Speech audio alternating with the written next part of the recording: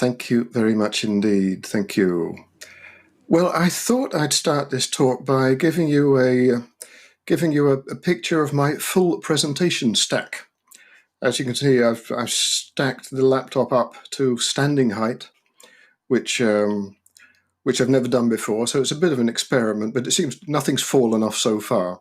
So you can see this is behind the scenes with me at the moment. Now, this is the topic, one of the topics that I'm very interested in, the perennial problem of the relationship between business people and IT people.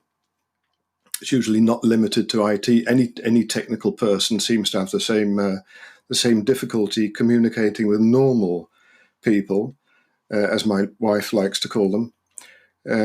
So I'd like to explore that. And this is a great cartoon by Paul Wilkinson, who you undoubtedly know, the attitudes, behaviour, culture cards with the CEO, CIO, and the marriage advisor, both complaining that neither party understands each other, which is a sad state of affairs. So let's see if we can address that. But first, I'd like to ask you, how are you feeling today? At the moment, at this stage in the afternoon. I've got two questions for you. What's your energy level? Is it high or low?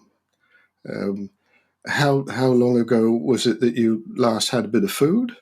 What are your sugar levels? So just think about that for a minute. And then think about, are your feelings positive or negative? Have I said anything to annoy you already? Because how you feel is going to determine how you participate in this presentation.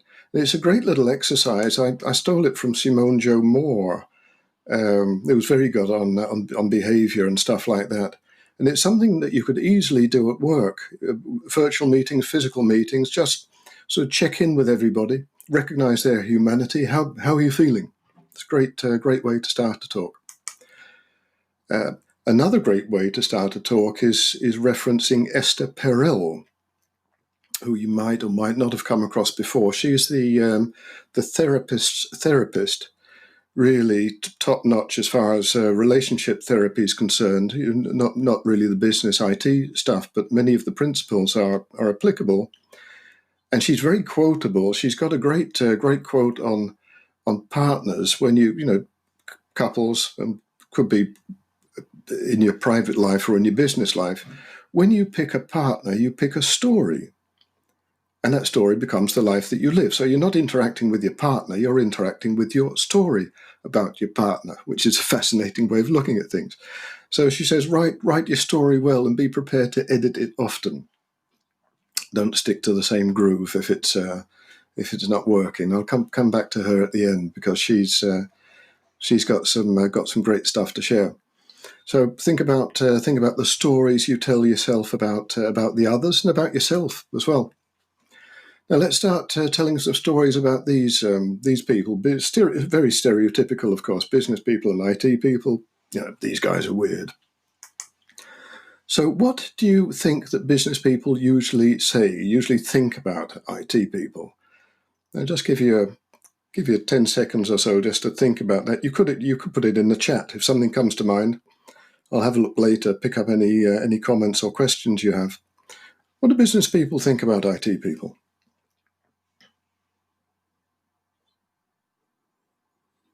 I've asked this question so many times at conferences, in workshops.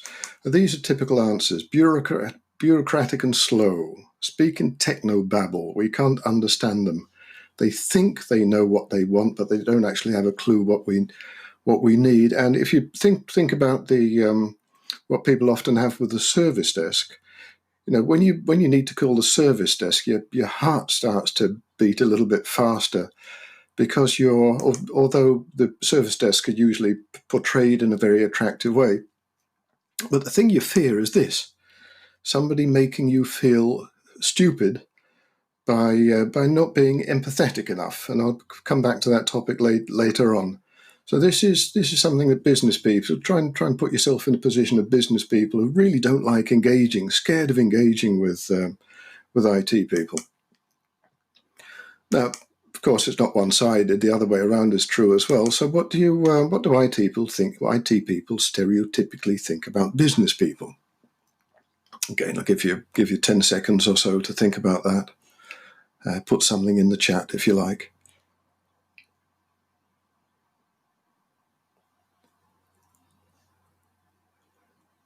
Usually, IT people complain that business people don't know what they want and are always changing their minds.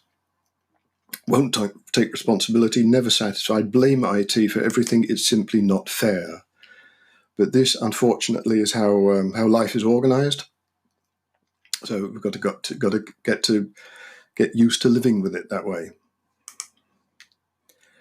I've explored this. I think it started off about 5, 6, 7 years ago. Started with little workshops about discovering, identifying, exploring effective behaviour patterns between business people, IT people, two-way traffic, of course.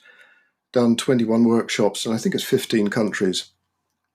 And these are the findings summary of the findings I came up with, captured from the groups. First, the business side. IT says, business, please ask us for outcomes. Don't tell us what kind of solution you need, but give us a bit of credibility to think about your problem and come up with the best solution.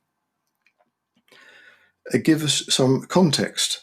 Tell us about the strategy, so that we understand what you're about. Because then we'll be able to collaborate better. I won't go through them all, but you get the idea.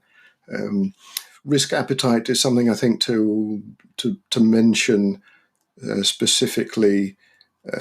It's not up to IT to decide how risky an IT initiative is. It's up to the business whether, for instance, they would like to take a risk in order to grasp a market opportunity. Because if they miss that's an even bigger risk. So give them, enable them to take the right decisions about risks as well as other things. Another thing that IT often says is, please understand IT's limitations. You might be affected by the Apple experience that you get, which is simply not feasible for corporate IT. So that's another thing. I mentioned the last one. Fortunately, it's on the rise. Business people are increasingly IT savvy, but that's certainly a point that often needs some attention. Now, that's on the business side. On the IT side, business people say IT people should be easy to find. It's often a very basic question: who do I need to talk to about this particular problem? So accessible, quick, flexible, communicative, empathetic. Come back to that shortly. To understand the business and IT's impact on the business, that's a really key thing. IT people really have to have a good understanding of the context, and to talk in terms of benefits, costs, and risks, not techno-babble that is often the complaint. And give people choices. Give people choices, the consequences of a decision, this way or that way, benefits, costs, and risks, benefits, costs, and risks, and enable them to choose. And never say no. Always say yes if. Specify the conditions under which you're prepared to do something. I think that's a key point. If you say no, you put somebody offside. Give them the opportunity to say yes or no. That's about the kind of behaviour that you'd like to see. But when it actually comes to changing behaviour, that's a lot more difficult. And a couple of quotes for you to think about. That I came across Dan Gilbert fairly recently. I think it's a great quote. Human beings are works in progress that mistakenly think they're finished. I think it's really spot on. People are changing all the time. And coming back to Esther Perel, not for the last time, if you want to change somebody else, you've got to change your own behaviour. And if you change your own behaviour, that will elicit a reaction from the other. So it's got to start from yourself. And she's got a great, if you haven't listened to Esther Perel before, great place to start is her podcast, Where Should We Begin? It's a fascinating series about, as a fly on the wall, listening to interviews, therapy sessions between couples, and how how she intervenes and helps them improve their relationships. Absolutely fascinating. I'm addicted to her stuff. Another person I'm addicted to, Robert Sapolsky. He's got a wonderful guy. Just look at the guy. He's got a whole series of lectures, Stanford lectures on YouTube. I've seen them all. Look him up. Stanford, Sapolsky. There's a great talk, if you don't want to watch all of them, a great talk. If you look at Arts and Ideas at JCCF, that's a Jewish Cultural Center, San Francisco, JCCF Sapolsky, you'll find it easily enough, and I'll stick the link in the chat later on. Fascinating topic. How when you do something, what happens a millisecond before you do something in your brain, and how millions of years ago something else determined it, and everything in between. Fascinating. I'd like to pick on two of the topics that I mentioned here, just to explore them briefly with you. Speaking in terms of benefits, costs, and risks, that's something that you hear quite a lot, getting rid of that techno-babble. And I dare say many of you are familiar with the film The Wolf of Wall Street and this scene, Sell Me This Pen, where the aspiring salespeople in the room get challenged to sell a pen to the teacher. And they struggle with focusing on the features of the pen. It's a blue pen, it writes very well. They're not focusing on the benefits, which is the whole point of things. And it's very similar with IT and with DevOps. Sell me this DevOps.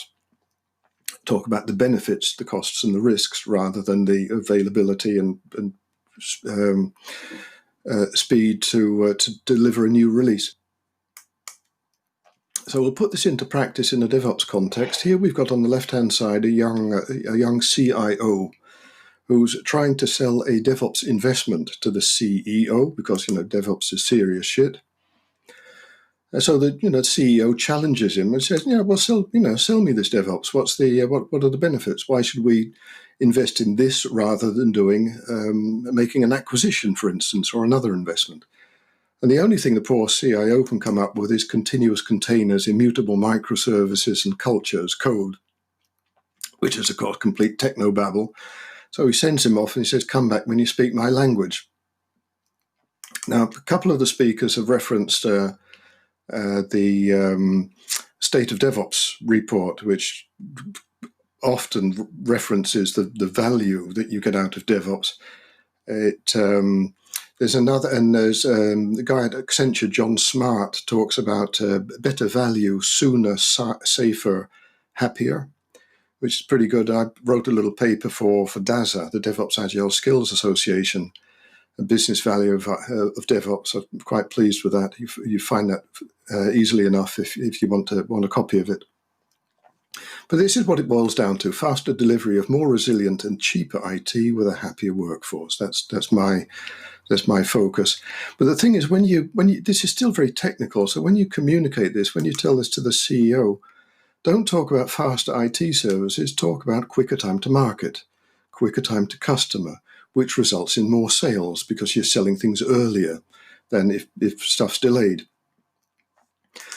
Don't talk about more resilient IT services, but talk about fewer costly disruptions to business operations, which will lead to higher prices. Because if you think, if your customers if you look at your website, if your website gives a decent performance and experience, you'll get a better customer experience, user experience. Your satisfied customers will turn into more loyal customers. The loyal customers are often prepared to pay a premium for your products and services. So that translates into higher prices. Sounds much more attractive than more resilient IT services. Don't talk about cheaper IT services translated into the CEO's terms, CapEx and OpEx, capital expenditure, operational expenditure. But even when we start talking about IT, talking about the cost of IT, realize how significant the cost of IT is compared to the total company costs. I think it's an interesting question to ask yourself: what percentage of the total company costs are IT related? If you don't know, That's not unusual, but I think you should, because it varies a lot. It varies from industry to industry. In retail banks, it could be in the 20s or 30%. But if you're talking about an airline, for instance, I remember a discussion with a guy from a North American airline at a conference in Berlin. I asked this question. He said, "Yeah, I know, and I can share this with you. We spend 1.5% on IT of our total business cost." He said we spend 40% on fuel. Wow, that sort of puts things into perspective. So realize how significant that is.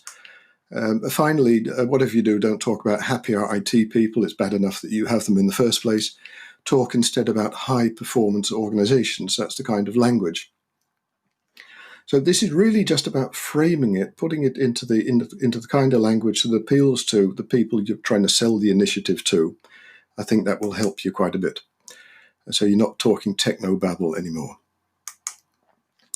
The second and final point I wanted to highlight was communication and empathy, which is absolutely fascinating topic. I'm doing a bit of work on that at the moment, thinking about this intricate, intimate relationship between business and IT, and how to get more value out of it for both parties, both for the consumer and for the provider in our interactions.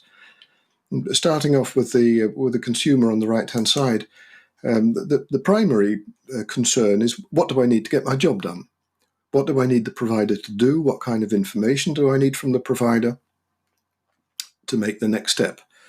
And that you can translate that into output, which is tangible, and outcome, which is the thing you want to achieve. If you think completely different setting, if you think about a haircut as a service, the actual haircut is the output, it's tangible. The outcome is feeling good. That's what you want to achieve. So output and outcome become significant things there. That demands cognitive empathy. There are two kinds of empathy I'd like to highlight. Cognitive empathy is understanding what the customer's next step would be, the next need would be. What kind of information do they need? Trying to anticipate that. And that needs a bit of understanding of the customer's business, what previous customers in similar situations have done. That's usually the easier part, and I think that's part that you can learn. The second part is more tricky. Is when you interact with people, you get a certain experience. And that results in two things. It results in a change in your emotional state. How do you feel? But also in your social state. What do other people think about me? Do they think it's cool that I bought this car, for instance? So the emotional state, social state, interesting things to think about. And the output and outcome aren't as blue as you think. There are, of course, if you've got the wrong haircut, the output, you're going to feel bad about that as well. And if you don't feel good, so it's all very intermingled. This, and the pink stuff, the soft, fluffy stuff, is, and that, of course, this influences your behaviour. So that requires affective or emotional empathy from the service provider. Identifying with the customer's feelings and saying, apologising when that's appropriate, stating your understanding, reassuring people. And that's trickier. You can learn that to a degree, but I think it's very much about the innate qualities that you have that you're born with as a human being. Although I probably have to ask Dr. Sapolsky about that. But these are things I'd like to draw your attention to: the importance of empathy, effective empathy, cognitive empathy. Now, there's an alternative. There's an easy way out. Don't do empathy, just do sarcasm. Which is I've got my sarcasm sticker here. From Marco Gianotto's book Digital Empathy. It's great stuff. I'm currently working with him on the art of the perfect IT experience. That's great fun. So leaving you with three, now getting down to the important stuff, the final minute. Three things I'd like to leave you with, referring back to the first powerful talk today. Privilege. if you think about it, we in IT have the privilege of contributing to the prosperity and well-being of our users, our consumers, and just sort of human beings in general. And I find that very inspiring, that prospect. So use your privilege well. That's one thing. You might know Dave Snowden. Dave van Herpen mentioned the Cynefin framework. Dave Snowden's the guy behind that. For my sins, I recently wrote an ITIL book, High Velocity IT, and I got asked Dave Snowden to write a piece on ethics. This also came up in one of the talks, doing the right thing, ethics, making the right moral decision. And one of the best sentences in the 2,000 words that Dave gave me was, just as organizations track their cash flow, they should also monitor the flow of virtue through the organization. I thought that's a wonderful phrase, the flow of virtue. Are you doing the right thing? There's a powerful statement there. And finally, the last statement. This is something to take away to use at home as well as in the business context. It is something I picked up in one of the therapy sessions that she broadcasts on her podcast. A couple talking to each other, and one party is clearly not listening to the other, but just wants to make his or her point. She says, "Do you want to listen, or do you want to be right?" So I think that's a nice takeaway for you. So I think the time's up. So let's leave it at that. MCs, where are you? Mark, thank you so much for that amazing presentation. For me, I actually just learned a lot about the different types of empathy and understanding a little bit better about how it's so close to sarcasm at times. So I think that's a really great takeaway. That helps for my relationship. Yes. Now that final one, that do you want to listen or do you want to be right? I think that resonates with so many people. You want to make your point. Reserve judgment. And I think that's a really good, it's a really good takeaway for, I think, the relationship between business and IT at times as well. So, Danny? Yeah. Do we have any questions in the chat? I don't think we do. Completely baffled. I understand. Completely baffled. This happens quite a lot. I just have one last comment to you, Mark. I love your DevOpsdays T-shirt. Well, yeah. Definitely. That's the spirit. Yeah, it was either 2017. This one. It was either this one or the blue and orange one. And I thought this was a bit more subdued. And we noticed the guitar in the background. Please put it there specially. Yeah. Very good. People have noticed. It seemed to be a theme. We also got one question coming in, Mark. The question is, how do you see this applied to domain-driven design? Oh, no idea. Ask an expert. Good answer. We have a second one coming in. I don't even know what domain-driven design is. I think there's a lot of people who have a lot of opinions on the definition of that, right? So the second one is, why does the CEO have to demonstrate IT value instead of focusing on delivering value? Oh no, that term, it's a bit sensitive with me. I'm trying to avoid the question so I can think up an answer. Delivering value is a tricky one. What I like to think about more is co-creating value. I think it takes two to tango. It's a very intimate dance with micro interactions between two people, and value emerges, value is co-created when both parties apply their knowledge and other resources. So that delivering value, unless you're just selling so you buy this clicker if you want, I can transfer ownership in an instant. That is value that you can deliver. Yeah. If you're talking about service interactions, that's much more intricate. Well, coming back, try not to avoid the question too much. What was the question? So why does the CEO have to demonstrate IT value? Yeah. I think it was the CI. The CIO has to demonstrate value. CIO, sorry. Yep. If you want.